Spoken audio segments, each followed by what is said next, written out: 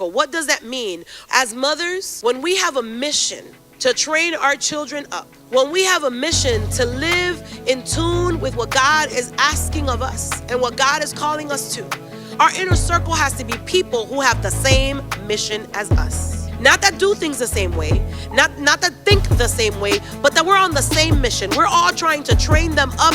Therefore, we're going to encourage each other in that.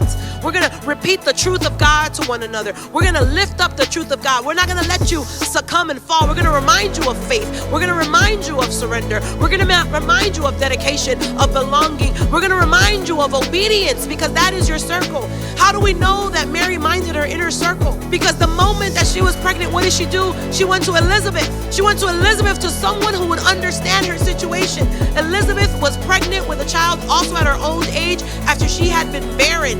And God had given her a promise that her child was going to be the forerunner, the one who came before Jesus to prepare the way. So she went to someone who would understand, someone who would not tell her, girl, you crazy. Why are you going to have that baby? But someone who would say, wow, that's what God did. All right, I'm going to pray with you. I'm going to hold your hand. I'm going to believe with you. I'm going to continue to encourage you. I'm not going to speak my mind about the bad thoughts I have and the, oh, well, are you sure about that? No, I'm going to speak life. I'm going to speak truth. Some of us need to be around people that are going to speak life, not people who only speak negatively, but people who refine our faith, people who push us to believe deeper and greater. We need other praying women. Sometimes you're going to need someone that can stand with you for your children, that you can be honest and say, I'm struggling, my child is struggling with this. I need you to pray, because together we can lift them up to the throne of Jesus.